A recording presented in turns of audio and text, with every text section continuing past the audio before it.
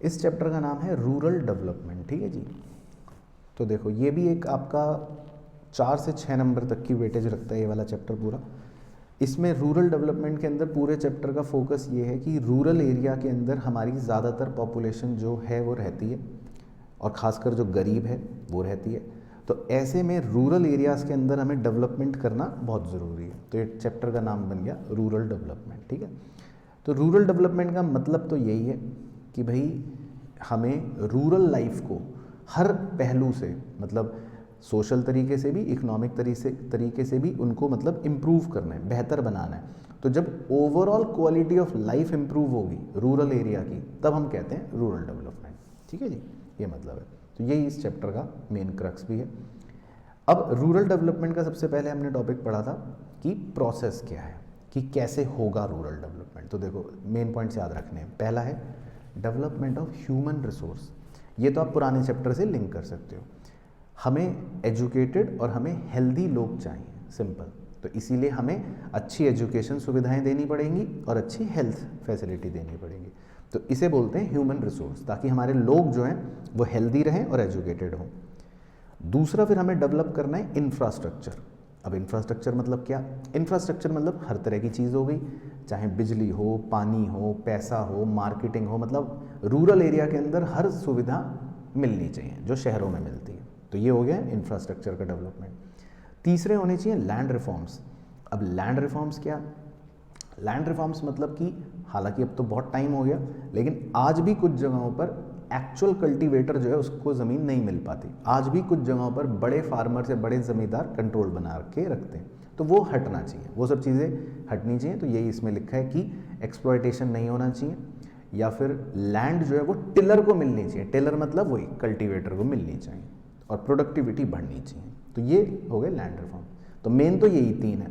बाकी कुछ और एडिशनल पॉइंट्स हैं वो बेकार के हैं, वो ज़्यादा लिखने की ज़रूरत नहीं है। कि गरीबी कम होनी चाहिए और हमें अपने प्रोडक्टिव रिसोर्सेज को बढ़ाना चाहिए, तो वो ज़्यादा इंपॉर्टेंट नहीं है। तो शुरू के 3 आप बस लिखना, उससे ज़्यादा पूछेगा भी नहीं। तो प्रोसेस कैसे चलेगा? डेवलपमेंट ऑफ ह्यूमन रिसोर्स करेंगे, और इंफ्रास्ट्रक्चर पे फोकस करेंगे, और बस लैंड रिफॉर्म्स।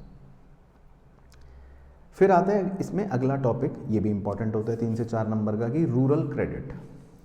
तो रूरल क्रेडिट का मतलब तो है, देखो यहाँ मैंने डायग्राम भी बनाया था, कि किसान जब क्रॉप सो करता है, मतलब उगाता है, फिर उसके बाद उसको स्टोर करता है, बेचता है, फिर पैसे आते हैं, तो इस पूरे प्रोसेस में बहुत टाइम लग जाता है।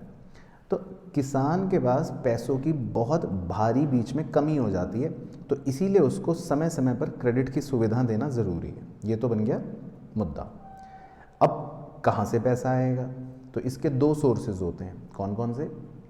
नॉन इंस्टीट्यूशनल और इंस्टीट्यूशनल।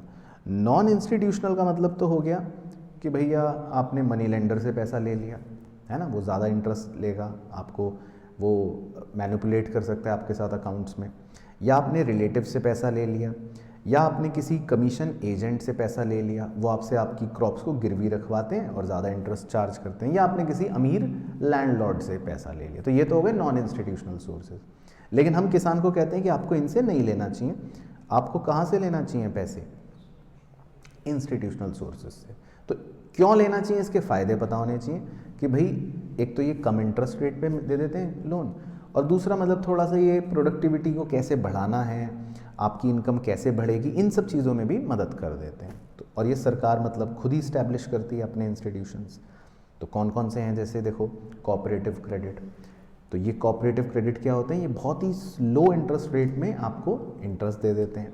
तो ये सरकार ने कोऑपरेटिव्स बना रखे हैं। या लैंड डेवलपमेंट बैंक्स, ये आपकी ज़मीन को गिरवी रख के बदले में आपको लोन प्रोवाइड कर देते हैं किसान को।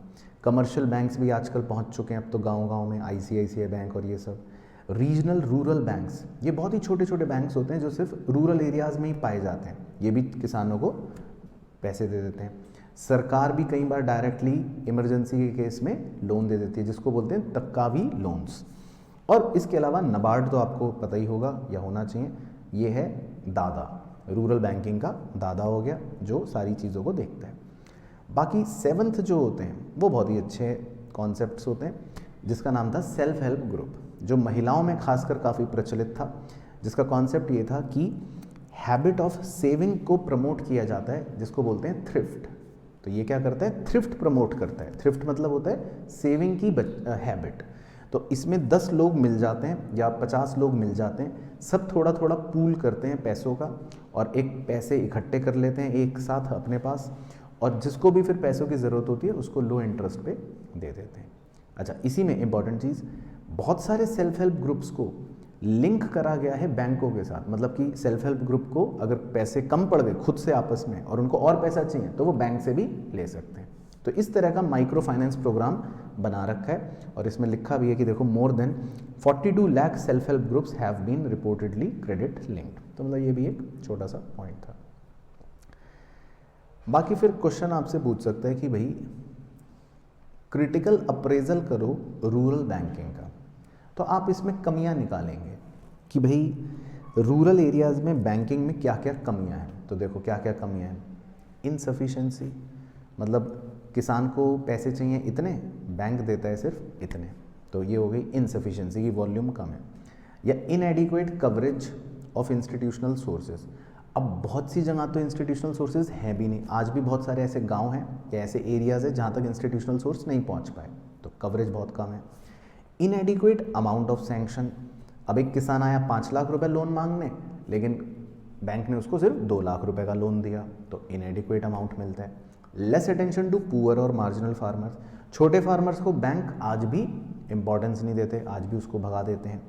ग्रोइंग ओवरड्यूज, तो ये तो प्रॉब्लम आपने सुनी रखी होगी कि भाई किसान अपना पुअर पेइंग कैपेसिटी की वजह से मतलब अपना लोन वापस नहीं कर पाता, और इस चक्कर में बैंक भी फिर सोचते हैं कि इन्हें लोन ना दें हम। और मोर देन 50% डिफ़ॉल्टर जो हैं वो विलफुल डिफ़ॉल्टर्स हैं, मतलब ये भी बात मेंशन की गई। तो ये हम क्रिटिकल अप्रेजल कर देंगे रूरल बैंकिंग का। अच्छा, फिर इसमें टॉपिक आता है क्रेडिट के बाद मार्केटिंग का। एग्रीकल्चरल मार्केटिंग क्या होती है? तो एग्रीकल्चरल मार्केटिंग को आप सिंपल ऐसे याद रखना, जो मैं शब्द बोलूँगा कि एग्रीकल्चरल मार्केटिंग का मतलब है सब कुछ, कि भाई सब कुछ का मतलब किसान जो क्रॉप बना रहा है, इसको स्टोर कर रहा है या प्रोसेस कर रहा है, ट्रांसपोर्ट कर रहा है, पैक कर रहा है, ग्रेडिंग कर रहा है, इधर से उधर ले जा रहा है, कुछ भी जो कर रहा है, वो सारी एक्टिविटी को हम कह सकते हैं एग्रीकल्चरल मार्केटिंग। तो ये तो हो गया एग्रीकल्चरल मार्केटिंग। अब ये क्यों ज़रूरी है? ये बहुत ज़रूरी है, देखो, क्योंकि किसानों को क्या प्रॉब्लम फेस हो रही है, तो वो देखो दे रखी हैं। बड़े ट्रेडर्स मैनिपुलेशन करते हैं इनके साथ। दूसरा, इनको मार्केट की इन्फॉर्मेशन नहीं होती, तो कई बार फार्मर अपनी प्रोड्यूस को सस्ते दामों पर बेच आता है। मान लो मैंने आलू उगाया और मैं बाज़ार में उसको सस्ते में बेचा, मुझे नॉलेज नहीं थी। तीसरी सबसे बड़ी दिक्कत आती है कि हमारे पास स्टोरेज की फैसिलिटी नहीं होती। तो हमने क्रॉप उगाई, किसान ने क्रॉप उगाई, लेकिन किसान के पास स्टोर करने की सुविधा नहीं है, तो फिर वो परेशान, अब मैं क्या करूँ। तो इसीलिए सरकार को इंटरवीन होने की ज़रूरत पड़ी, और सरकार ने सोचा भाई देखो अब ये सब प्रॉब्लम्स जो आ रही हैं हमें इसे हटाना पड़ेगा। तो इसको हटाने के लिए सरकार ने कुछ कदम उठाए, वो आप देखो क्या उठाए। सबसे पहले तो सरकार ने रेगुलेटेड मार्केट्स बना दिए। रेगुलेटेड मार्केट्स का मतलब होता है कि यहाँ पर कोई बड़ा ट्रेडर मैनिपुलेट नहीं कर पाएगा, इस मार्केट के ऊपर एक रेगुलेटर बैठा होता है, इसको मतलब सरकार देख रही होती है, कंट्रोल कर रही होती है। दूसरा, सरकार ने इंफ्रास्ट्रक्चर फैसिलिटीज़ प्रोवाइड कर दी, अच्छी सड़कें, railways, godowns, warehouses, cold storage, तो आप वहाँ पर किसान अपने प्रोडक्ट्स को स्टोर कर सकते हैं। तीसरा, सरकार ने कोऑपरेटिव मार्केटिंग का फंडा इनको दे दिया किसानों को। इसमें ये क्या करते हैं, ये आपस में मिलकर कलेक्टिवली अपना आउटपुट बेचने मार्केट में जाते हैं। तो जब ये कलेक्टिवली जाते हैं तो इससे इनको क्या फ़ायदा मिलता है, बार्गेनिंग पावर इनकी थोड़ा बेहतर हो जाती है, क्योंकि ये सब झुंड में जाते हैं, झुंड में जाएंगे, एक साथ अपना प्रोडक्ट बेचेंगे, तो थोड़ा सा इनको कलेक्टिवली वो एडवांटेज मिल जाता है फेयर प्राइस का। चौथा, सरकार ने भी कुछ पॉलिसियाँ अपना ली किसानों के लिए।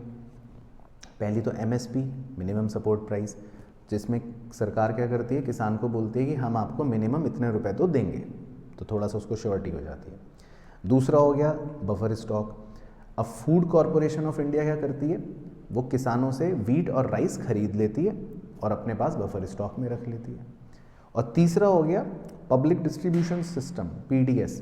इसमें सरकार ने क्या कर दिया, राशन शॉप खोल दी और किसानों से वीट या राइस या एसेंशियल चीज़ें लेकर क्या बोला कि गरीबों को हम सस्ते दामों पर प्रोवाइड कर देंगे। तो गरीबों का भी भला हो गया इसमें। तो इस तरह से मतलब सरकार ने कुछ ये पॉलिसियाँ और ये चीज़ें अपनाई जिससे थोड़ा सा फार्मर्स को हेल्प मिली। अच्छा, इसके अलावा भी कुछ और ऑल्टरनेटिव मार्केटिंग चैनल्स हैं इमर्जिंग, भाई आज के ज़माने की, भाई और क्या चीज़ें हो रही हैं। तो देखो सरकार ने क्या करा, फार्मर्स मार्केट बना दी। तो ये याद, मेन पॉइंट याद रखना है। अब फार्मर्स मार्केट का क्या मतलब होता है?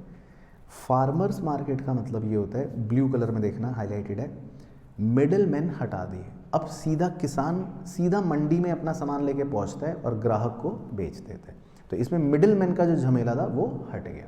तो ये हो गए ओरिजिन ऑफ फार्मर्स मार्केट। तो इसके कुछ एग्जांपल्स दे रखे हैं, वो आप रट लेना, जैसे पंजाब में अपनी मंडी, पुणे में हदसपर मंडी, ये वो। दूसरा देखो सरकार ने क्या करा, ये भी इंपॉर्टेंट है 1 नंबर के लिए, alliances with national and multinational companies. तो इसमें याद है क्या थी कहानी, क्या सुनाई थी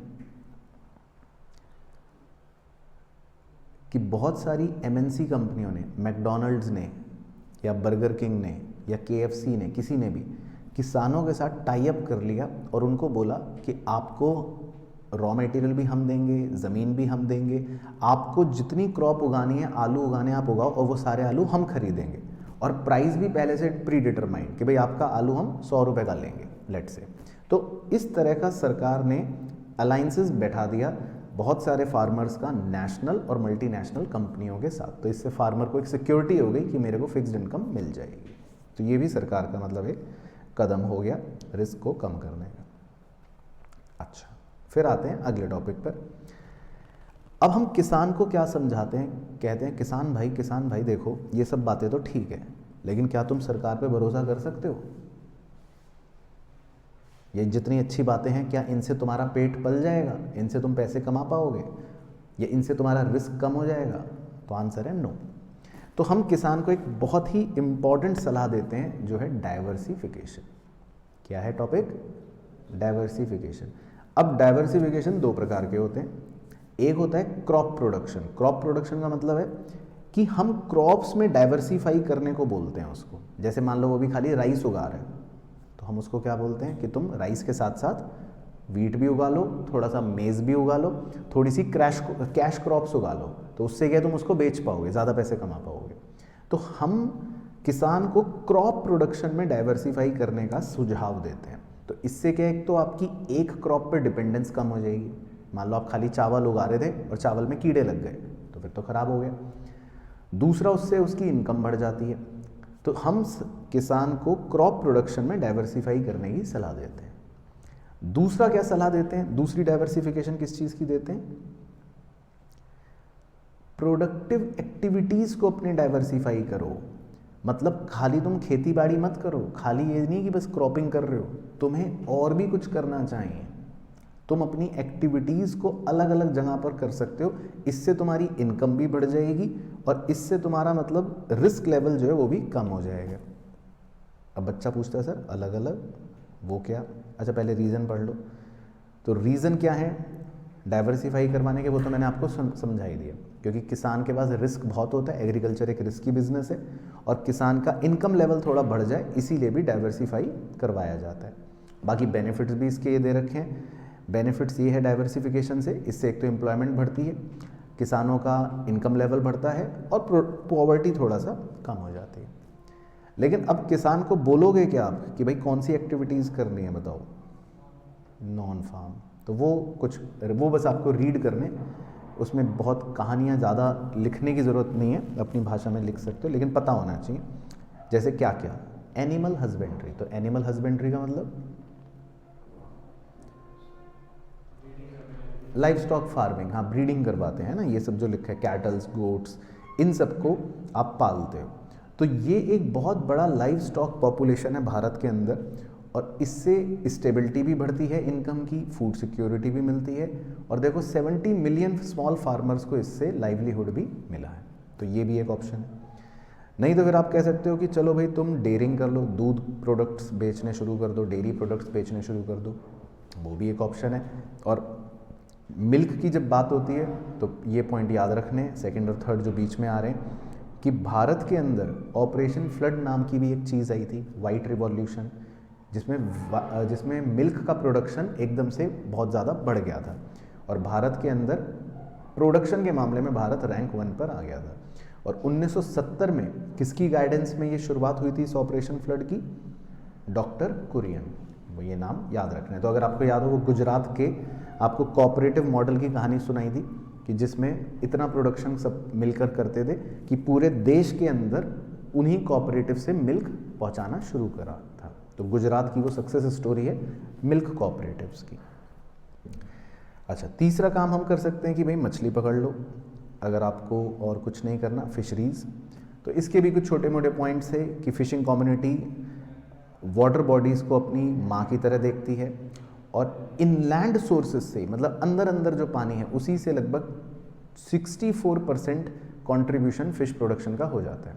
बाकी जो समुद्री तट है, सी और ओशन वाला, उससे बची हुई 36% मछलियाँ मतलब कवर की जाती हैं। बाकी टोटल प्रोडक्शन जो है फिश का, वो भी जीडीपी में लगभग 0.8% कवर कर देता है। और मेजर स्टेट्स जो हैं वो वही समुद्री तट वाले हैं, केरला, गुजरात, महाराष्ट्र, तमिलनाडु। और महिलाएं भी इसमें काफ़ी ज़्यादा इन्वॉल्व हैं, ये बता रहे हैं। बाकी कुछ प्रॉब्लम्स हैं हालांकि फ़िशिंग में, अंडर एम्प्लॉयमेंट बहुत है, यानी कि बहुत सारे लोग काम में लगे हुए हैं और बहुत ही लो लेवल का काम कर रहे हैं। उनकी हो सकता है एबिलिटी ज़्यादा है लेकिन काम बहुत छोटा कर रहे हैं। पर कैपिटा इनकम बहुत कम है, मोबिलिटी बहुत कम है। जो मछली पकड़ने के काम में एक बार लग गया वो फिर कहीं और काम नहीं कर पाता, मुश्किल हो जाती है। और इनडेप्थनेस और इलिटरेसी भी काफ़ी ज़्यादा है इस फिशरीज़ के अंदर। अच्छा सर, फिशरीज़ अगर नहीं करनी तो क्या कर सकते हैं जी? तो आप हॉर्टिकल्चर कर सकते हो। हॉर्टिकल्चर सबसे बढ़िया है हमारे लिए पढ़ाई के हिसाब से।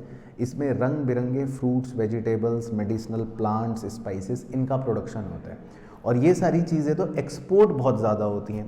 तो इसको अगर आप प्रोड्यूस करते हो तो इससे आप एक्सपोर्ट सरप्लस बहुत कमा सकते हो। और 1991 से 2003 के दरमियान तो भारत के अंदर गोल्डन रिवॉल्यूशन भी आया था, क्योंकि हॉर्टिकल्चर में बहुत ज़्यादा इन्वेस्टमेंट हुई, प्रोडक्शन बहुत ज़्यादा बढ़ गया था, इसीलिए इस समय को गोल्डन रिवॉल्यूशन का भी नाम देते हैं। बाकी भारत वर्ल्ड लीडर है, ये सब बातें यहाँ पर दे रखी हैं। और हॉर्टिकल्चर से भी अच्छी एम्प्लॉयमेंट अपॉर्चुनिटीज़ प्रोवाइड होती है और ख़ासकर महिलाओं को। तो मतलब ये सब बात भी इसमें आप लिख सकते हो।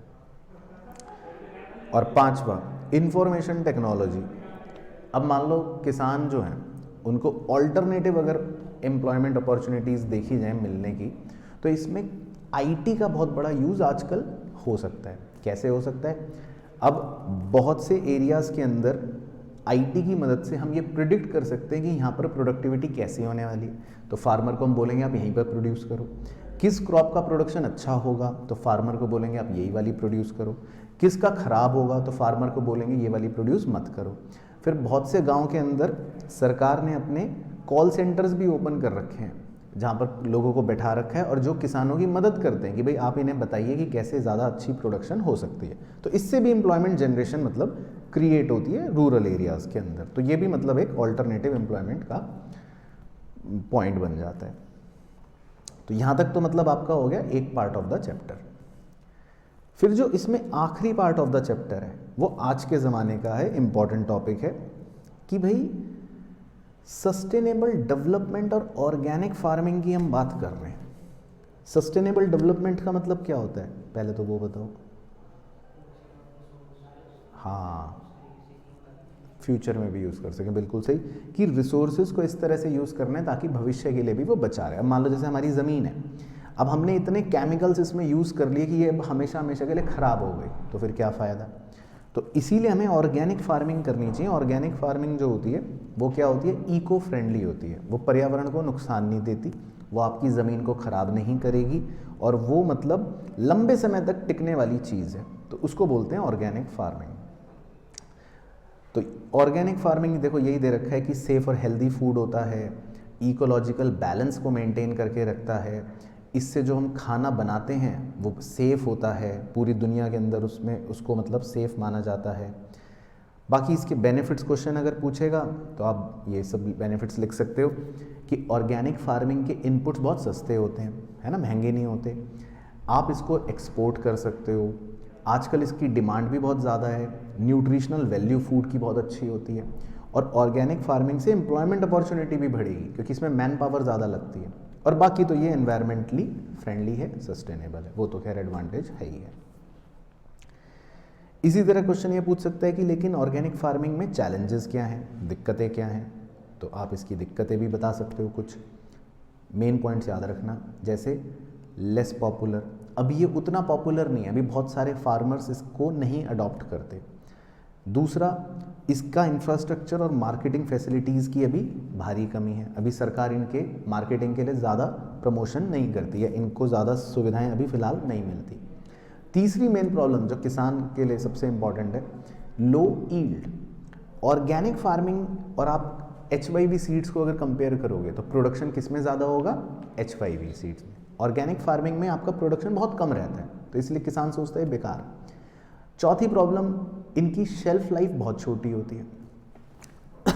सॉरी, अब जैसे आपने कोई चिप्स का पैकेट देखा होगा, अब उसमें प्रिजर्वेटिव डाल के, केमिकल डाल के उसकी शेल्फ लाइफ बढ़ा देते हैं, आप 2 महीने बाद भी खा सकते हो। लेकिन ऑर्गेनिक फूड जो होते हैं उनकी शेल्फ लाइफ छोटी होती है, 1 हफ्ता, 10 दिन, वॉटेवर। और पांचवा प्रॉब्लम ये कि ये ऑर्गेनिक फार्मिंग अभी हर तरह के क्रॉप में एप्लीकेबल नहीं है, अभी फिलहाल ये कुछ ही लिमिटेड क्रॉप्स पे चल पाती है, तो आप इसको ऐसा भी नहीं कि हर चीज़ इससे उगा लो, तो ये भी इसमें मतलब एक तकलीफ हो जाती है। तो क्लियर होगी कहानी। तो अगर चैलेंजेस पूछे तो आप ये वाले चैलेंजेस इसमें लिख सकते हो बस। तो मोटा मोटा इसमें आपसे यही बातें कहता है। तो समझ आ गया इसका खेल।